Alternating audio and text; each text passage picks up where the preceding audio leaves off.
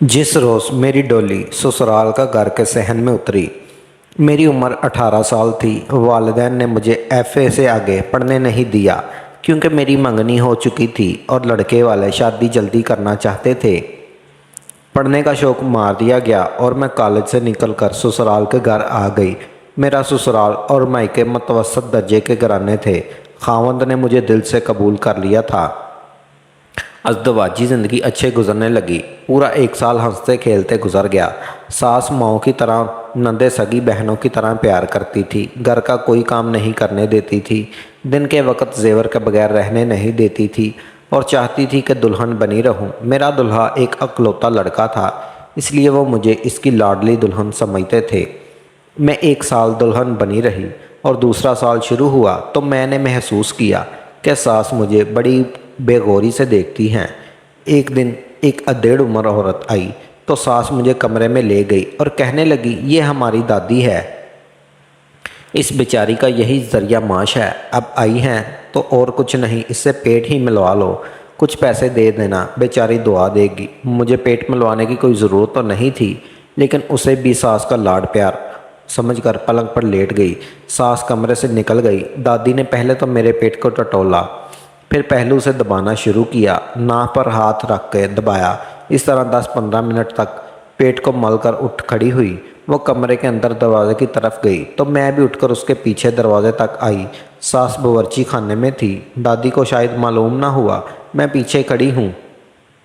इसने मेरी सास की तरफ रुख करके सर हिलाया, जैसे इशारा किया हो कि इन्हें सास को देखा। उसका चेहरा उदास हो गया और उसका सर झुक गया। मैं फ़ौरन समझ गई कि मेरा पेट क्यों मलवाया गया है और दादी ने सर हिला के सास को क्या बताया है। मैंने दादी को पैसे दिए और अपने कमरे में आ गई। मैंने पहली बार महसूस किया कि 1 साल गुजर गया। मुझे तो अब तक माँ बन जाना चाहिए था, मगर दादी मेरी सास को मायूस कर गई थी। 1 महीना और गुजरा तो दादी एक बार फिर मेरा पेट मलने आ गई। जाते जाते सर के इशारे से मेरी सास को पहले से ज़्यादा मायूस कर गई। दादी के इशारों ही इशारों में 1 साल गुजर गया। तीसरा साल शुरू हुआ तो सास मुझे एक शाह साहब के पास ले गई। शाह ने एक कागज़ पर उल्टी सीधी लकीरें डालकर कहा, एक लकीर ज़रा गड़बड़ कर रही है, अल्लाह ने चाहा तो ये भी अपनी जगह पर बहुत जल्द आ जाएगी, अगली जुमेरात को फिर आना। सास ने मेरे हाथ से 500 रुपये शाह के दिला दिए। अगली जुमेरात आई तो शाह के 500 रुपये और खड़े हो गए, मगर सास खुश ना हुई क्योंकि उनके शाह साहब ने फरमाया कि जिस रूह ने आना है वो भी सितारों की गर्दिश में भटक रही है, आने में ज़रा देर लगेगी पर आ जाएगी। 2 महीने बाद अगली आवाज़ आई, फालमल दलील। सास दौड़कर बाहर आई और रमल फाल वाले के अंदर ले आई। महल्लों में रहने वालों को मालूम होगा कि किस्मत का हाल बताने वाले ऐसे वक्त गलियों में आकर रमल फाल दलील के सदा लगाते हैं। जब घरों के मर्द अपने काम काज पर निकल जाते हैं, घरों में औरतें होती हैं, ये इनकी जहनी मजबूरियों और नफ्सियात को अच्छी तरह समझते हैं। औरतों से ऐसी उस्तादी की बातें करते हैं जो बिल्कुल सच मालूम होती हैं। सास भी इन्हीं औरतों में से थी। सास ने मेरा हाथ जोशी के हाथ में देकर कहा, बाबा जी इसको गोद कब हरी होगी। जोशी ने मेरे हाथ की लकीरें देखी, फिर एक किताब खोलकर मुझसे कहा, इन खानों में एक खाने पर दाएं हाथ की शहादत की उंगली रखो। मैंने एक खाने पर उंगली रख दी। खाने पर एक काजल परी की तस्वीर बनी हुई थी। ज्योतिषी ने 3 चकोर टुकड़े से इस किताब पर फेंके और बोला, परी जल से निकल आई है, 4 चांद डूबेगी, फिर जल में चली जावेगी, फिर 3 चांद डूबेगी, फिर जल से निकल आवेगी, तब जाके मन की मुराद पूरी होवेगी। जितना ना कर बेबी, ठंडे दूध को फूंके ना मार, जल परी जल में रहती है, ये बड़ी बागवान है, जल थल कर देगी। 125 रुपया बाबे की हथेली पर रख, बाबा कुछ और बताएगा। बाबे के मन में कभी कभी मौज आती है। ज्योतिषी मन की मौज में 500 लेकर चलता बना, मगर बातें ऐसी बता गया कि सास और नंदों की बातें खुल गई थी। फिर 4 चांद डूब गए, फिर 3 चांद और डूब गए। जल परी ने जल थल न बल्कि उसी जल में डूब गई। दादी ने पेट फिर से मला, फिर वही पुराना इशारा करके चली गई। सास का चेहरा उतर गया। अज़दवाजी ज़िंदगी का 1 और साल गुजर गया। सास और नंदों का लाड प्यार भी गुजर गया, लेकिन खावंद के रवैये में कोई तब्दीली नहीं आई। एक रोज़ वो मुझे एक लेडी डॉक्टर के पास ले गया, जिसने मुझे चेक किया और 3-2 डब्बियाँ लिख कर दी। 15 दिनों का कोर्स था।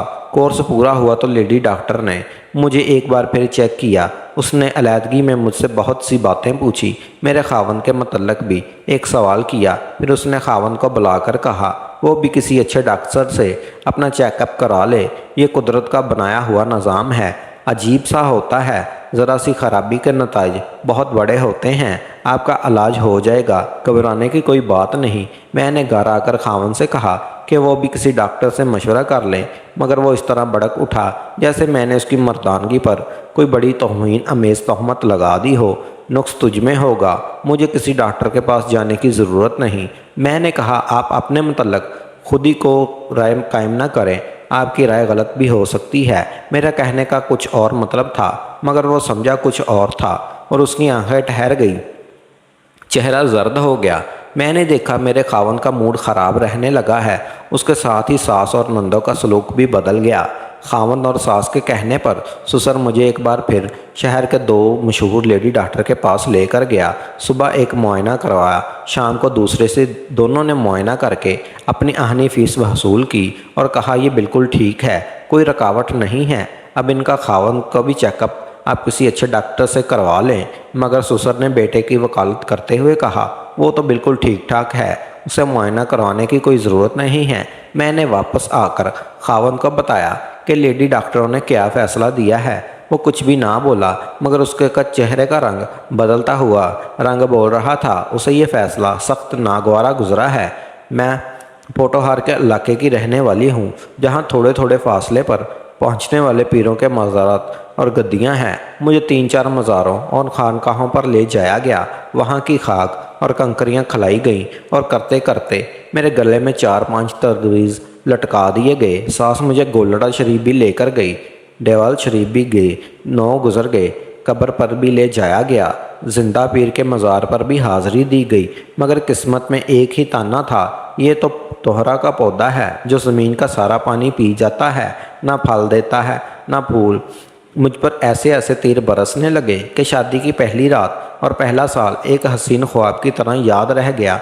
फिर मैंने इस ख्वाब को भी जहन से उतार दिया। मुझे दर दीवार से नफरत होने लगी। खावन बेगाना हो गया, नींदें मुंह बिसोर गईं। सास भी मुझे इस तरह काम बताने लगी तो हमारे और क्या उम्मीद पूरी करोगी, चलो झाड़ू ही लगा दो या बर्तन ही मांज दो। इस तरह की ना जाने कितनी दिल बर्दाश्ता बातें लगा लगा कर करने लगी। सबसे ज़्यादा मुझे जिस बात का दुख हुआ वो ये थी कि मेरी सहेलियाँ छूट गई थी। वो आती थी या मैं उनके पास चली जाती थी तो दिल का बोझ ज़रा हल्का हो जाता था, लेकिन सभी मुझसे दूर हटने लगी। सबको ये कहकर डरा दिया गया कि ये मुझ पर किसी चीज़ का साया है। मैं किसी पीर की बददुआ दी हुई हूँ, जिस सुहागन पर मेरा साया पड़ेगा उसको कोख भी सूख जाएगी। मेरे तन बदन में आग लगी गई, दिल में इंतकाम की आग भड़क उठी। मुझे एक ख्याल ये भी आया, अगर मैं जवाबी कार्रवाई के तौर पर सास और नंदों के मुँह लगी तो वो मेरे खावन को भड़का कर मुझे तलाक दिला देंगी। अगर तलाक का तलक सिर्फ मेरी ज़ात से होता तो मैं परवाह न करती। मुझे अपने माँ बाप का ख्याल आ गया, वो ये सदमा कैसे बर्दाश्त करते। मैंने दिल के शोले दिल में ही रखे और दिल जलता रहा। मायके की एक सहेली ने मेरा साथ ना छोड़ा, वो मेरी हमराज थी, हमारी दोस्ती गहरी थी। अज़दवाजी ज़िंदगी के 6ठे साल मुझे इशारा मिल गया कि अब तलाक के सिवा कोई चारा नहीं। मैं सोचने लगी अगर मुझे तलाक हो गई तो मुझसे कोई भी शादी नहीं करेगा, क्योंकि सबको ससुराल वाले यही कहेंगे कि मैं बच्चे जनने के काबिल नहीं हूँ। इन हालात में जब तलाक तलवार मेरे सर पर लटकने लगी तो मैं सास नंदों की बातों को बर्दाश्त करने लगी, लेकिन फिर भी आए रोज़ झिझक होने लगी। मगर हार मुझे ही माननी पड़ी, क्योंकि माँ बाप की वजह से तलाक से बहुत डरती थी। एक रोज़ कुछ ज़्यादा ही तो तू मैं हो गई और मैं मायके घर आ गई। शाम को खावन आएगा तो वापस आ जाऊंगी। घर आई तो वहाँ ताला लगा हुआ था। मुझे मालूम था कि घर वाले अगर कहीं गए होंगे तो चाबी साथ वाले घर में होती है। मैं साथ वाले घर गई तो वहाँ उस घर का जो साला आदमी अकेला था, उसने बताया कि मेरी माँ और उसकी माँ उसी की खातिर किसी मज़ार पर मन्नत मानने गए हैं। ये आदमी शादीशुदा था, उसकी अपनी बीवी से नहीं बनती थी। उस आदमी से पड़ोसी होने के नाते से अच्छी जान पहचान थी। इसकी बीवी 6-7 महीने से अपने मायके में थी। ये आदमी अपनी बीवी को वापस नहीं लाना चाहता था। اس نے مجھے بتا لیا اور اپنی بیوی کا رونا رونے لگا۔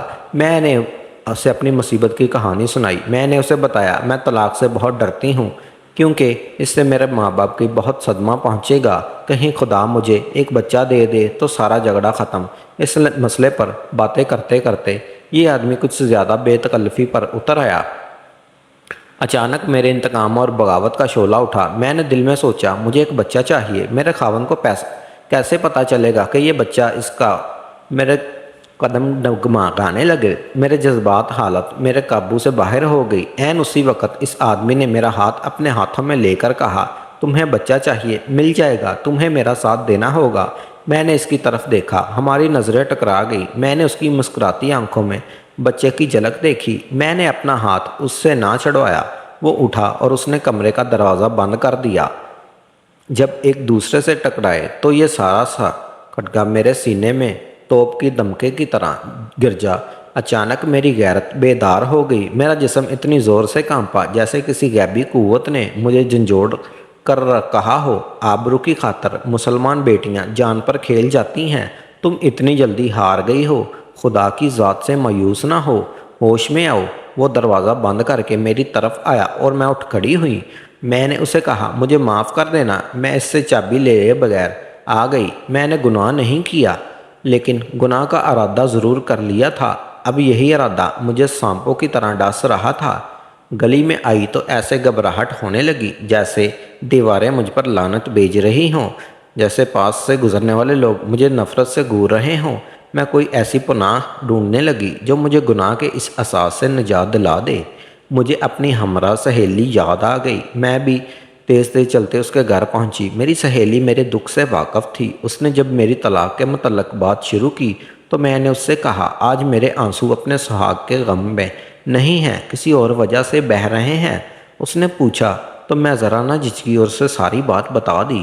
میں اپنے ضمیر سے اس گناہ کا بوجھ اتار پھینکنا چاہتی تھی، وہ گناہ جو میں نے کیا ہی نہیں تھا، صرف سوچا تھا۔ میری سہیلی سب سن کر افسردہ ہو گئی۔ میں سمجھی وہ میری ایسی نازیبا حرکت سے ناراض ہوگی۔ میں نے اس کا چہرہ اپنے ہاتھوں میں لے کر کہا اللہ کی قسم میں وہاں سے بھاگ آئی ہوں، کوئی گناہ نہیں کیا۔ اس نے کہا یہی تو تم نے غلطی کی ہے کہ تم نے گناہ نہیں کیا، اب گناہ نہ کرنے کی سزا بھگتو، طلاق لے کر ماں باپ کے گھر آ بیٹھو۔ کوئی مائی کا لال ایسا نہیں ہوتا جو تم کو بیاہ کر لے جائے گا، تمہاری ساس کی طرح تمہیں ہر کوئی کہے گا یہ تو ہارا پودا ہے۔ سن میری بہن، اس نے کہا اولاد کی خاطر پیروں کے پاس جانے والی عورتوں کی گود طویز داغے نہیں بلکہ پیر خود ہی ہری کرتے ہیں۔ ہمارے گھرانوں میں ایک فریب کی حکمرانی ہے، یہ فریب ہم دوسروں کو بھی دیتے ہیں اور اپنے آپ کو بھی۔ تمہیں اپنی آبرو اتنی پیاری ہے تو طلاق لے لو اور گھر بیٹھو اور باقی عمر اس گھر میں گزار دو۔ مگر میں اپنے آپ کو اس فریب کے لیے تیار نہ کر سکی۔ جب میں نے محسوس کیا کہ میری نجات ایک گناہ میں ہے ورنہ میں ہمیشہ کے لیے دھتکار دی جاؤں گی، تو میں اندر ایک ایسی بے چینی اور تلخی پیدا ہوگی کہ بیٹھے بیٹھے چین نہ لیتی۔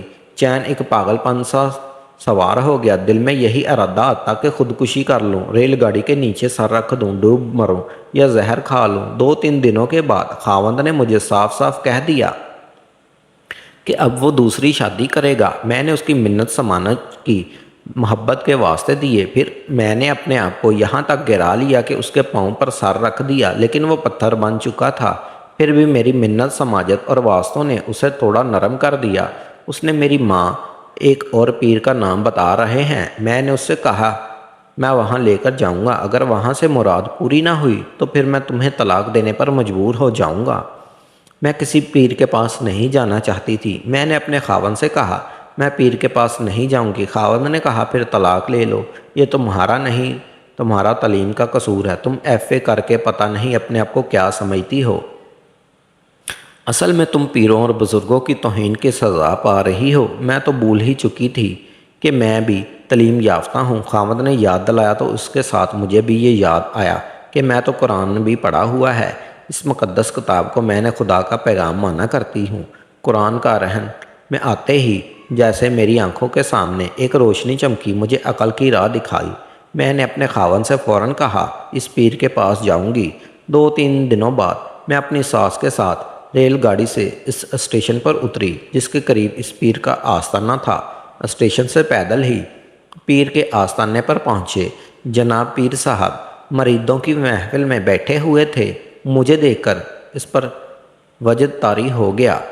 ساس نے آگے ہو کر اس کے پاؤں چھوئے، پھر مجھے بھی آگے کر کے اس کے پاؤں چھونے کو کہا۔ ساس اپنی مراد سنانے ہی لگی تھی کہ پیچھے سے ایک آدمی نے میری ساس سے کہا، یہاں نہیں، اس وقت حضور کسی اور حالت میں ہے، لڑکی کو اندر بھیج دو، حضور مرادیں وہیں سنتے ہیں۔ اس کے ساتھ ہی اس آدمی نے میرے کندھے پر ہاتھ رکھ کر ایک دروازے کی طرف اشارہ کیا اور کہا، کاکی ادھر اندر چلی جا، حضور کرم کریں گے۔ اس آستانے سے کوئی خالی ہاتھ نہیں گیا۔ میرا جسم بری طرح سے زور سے کپایا۔ ساس نے مجھے اٹھا دیا اور دھیمی آواز میں کہا، جا اندر چلی جا، حضور آہیں تو ان کو پاؤں چھو کر بات کرنا، وہ جو عمل کرنے کو کہیں وہ دھیان سے اور دل سے کرنا۔ یہ تمہارے پاس بھی اور ہمارے پاس بھی آخری موقع ہے۔ میں چپ چاپ اندر چلی گئی۔ اندر پلنگ بچھا ہوا تھا، اس پر قیمتی تکیے اور پلنگ پوش تھا۔ کمرہ کافی سجا ہوا تھا۔ جلدی پیر اندر آ گیا اور دروازہ بند کر دیا۔ پیر کی صحت قابل رشک تھی، چہرہ خوبصورت اور لال سرخ تھا، جسم توانا۔ اس شخص کے چہرے اور جسم میں بڑی کشش تھی۔ اس نے آتے ہی مخمور آواز میں کہا، بچہ نہیں ہوتا، اور خود ہی جواب دے دیا، ہو جائے گا۔ اس نے مجھے پلنگ پر لیٹ جانے کو کہا۔ میں نے کھڑے کھڑے جواب دیا، مجھے تعویذ چاہیے، میں یہاں لیٹنے کے لیے نہیں آئی۔ وہ ہنس پڑا۔ اگر شیطان میرے سامنے ہنسے تو قسم کھا کر کہوں گی کہ شیطان اس پیر کی طرح ہی ہنستا ہے۔ وہ میرے قریب آیا اور کہنے لگا، تعویذ بھی دوں گا اور بچہ بھی دوں گا۔ اس نے ایک بازو میری کمر کے گرد لپیٹ کر مجھے پلنگ پر گرا لیا۔ وہ ایک خوبصورت بینسا تھا۔ اسے دیکھ کر میں سمجھ گئی کہ جاہل عورتیں کیوں اس کی مریدانیاں۔ وہ مجھے بھی انہی عورتوں میں سمجھ رہا تھا۔ اس کے منہ سے سخت بدبو آ رہی تھی۔ مجھے نہیں معلوم یہ شراب کی بو تھی یا چرس کی۔ مجھے پلنگ پر گرا کر وہ پلنگ پر چڑھایا۔ میں اچھل کر پلنگ سے اٹھی اور اس سے 3-4 قدم دور ہٹی۔ اس نے پیار سے مجھے اپنے پاس بلایا۔ اس نے کہا، تجھے ایسے تعویذ دوں گا، پھر معلوم نہیں وہ تعویذ کون سی کرامت بیان کرنے لگا۔ میں نے اسے بولنے نہ دیا اور غصے سے کہا، میں تھوکتی ہوں تیری صورت اور تیرے تعویذوں پر، میں اپنا تعویذ آزماؤں گی۔ میں گمراہ ہو گئی تھی جو تمہارے پاس آئی۔ اس نے زور سے کہکا لگایا اور کہا، پاگل لڑکی، اور ساتھ ہی پلنگ سے اٹھنے لگا۔ میں تیزی سے کمرے سے نکلی اور مریدوں کے بیچوں بیچ تیز تیز چلتے ہوئے آستانے سے باہر آ گئی۔ مجھے دیکھ کر میری ساس بھی باہر آ گئی اور پوچھنے لگی، حضور نے کیا کہا ہے؟ میں نے اسے کوئی جواب نہیں دیا۔ میرے ہونٹ سیل گئے تھے، زبان بولنے کی طاقت نہیں تھی۔ میں شاید خود بھی نہ رہی تھی جو اس گناہ خانے میں داخل ہونے سے پہلے تھی۔ ساس کچھ نہ کچھ بولتی رہی لیکن میں چپ رہی۔ شام کے وقت ہم گھر پہنچے۔ میں نے ساس سے کہا، میں اپنے مائکے جا رہی ہوں، اور اپنی ماں کے گھر آ گئی۔ میری ماں مجھے دیکھ کر پریشان ہو گئی۔ میں نے اسے تسلی دی کہ اللہ کرم کرے گا، جو ہوگا انشاءاللہ بہتر ہوگا۔ میں رات ماں کے گھر رہی۔ آدھی رات کا وقت تھا۔ میں اس وقت تک سو نہیں سکی جب تک دماغ میں عجیب و غریب خیال آتے رہے تھے۔ میں سوچ رہی تھی کہ گھر کے اندر عورتوں کے ساتھ کیسی کیسی دھاندلیاں ہوتی ہیں جن سے مجبور ہو کر عورتیں اپنی نجات کے راستے خود ڈھونڈنے لگتی ہیں۔ ان کے در پردہ حرکتیں ایک ایسا بید ہیں جو ان کے علاوہ صرف خدا ہی جانتا ہے۔ ان عورتوں کے خاوند فخر سے گردنیں اکڑاتے پھرتے ہیں۔ گھر کے سب افراد اس وقت گہری نیند میں تھے۔ میں نے وضو کیا اور الماری سے قرآن مجید نکالا اور چھت پر چلی گئی۔ ٹھنڈی یخ ہوا چل رہی تھی۔ میں قرآن پاک پڑھ رہی تھی۔ چھت کے ٹھنڈے فرش پر 2 نفل پڑھے۔ اس دوران میں بہت زیادہ روئی۔ نفل پڑھ کر میں نے قرآن ہاتھ میں لے کر کھڑی ہو گئی۔ پھر میں نے کھڑے کھڑے اتنا روئی کہ اپنا آپ سنبھلنا مشکل ہو گیا۔ میں نے قرآن کو اپنے سینے سے لگا لیا اور روتی رہی۔ مجھے نہیں معلوم میں کتنی دیر روتی رہی، کب نیچے آ کر سوئی۔ جب امی نے جگایا تو سورج نکل آیا تھا۔ اٹھی تو ایسے لگا میرے اندر کوئی طاقت آ گئی ہے۔ دل کو عجیب سا سکون ہو گیا تھا۔ ایسے محسوس ہو رہا تھا کہ جیسے میرے دماغ روشن ہو گیا ہو۔ کل تک طلاق جو خوف میں رگ رگ میں اترا ہوا تھا، اس خوف کا اثر بھی زائل ہو چکا تھا۔ میں نے خاوند کے نام خط لکھا جس میں لکھا، مجھے فوراً طلاق چاہیے، پورا حق مہر وصول کروں گی، ماہوارہ خرچہ تمہیں معاف کرتی ہوں کیونکہ میں تمہاری محتاج نہیں رہنا چاہتی۔ اب تمہارے گھر نہیں آؤں گی۔ میری جو چیزیں تمہارے گھر میں ہے بیچ دو۔ اچھا ہے ورنہ اپنی دوسری بیوی کو دے دینا۔ بھائی اسکول سے آیا تو میں نے خط اسے دے کر کہا میرے سسرال والوں کے گھر دے آؤ۔ جب ماں باپ کو بتایا کہ خط میں کیا لکھا ہے تو ان پر سکتہ طاری ہو گیا۔ میں نے انہیں تسلی دی جو ہوگا بہتر ہوگا۔ میں نے کہا اگر میرا خدا سچا ہوگا تو ہماری مدد ضرور کرے گا۔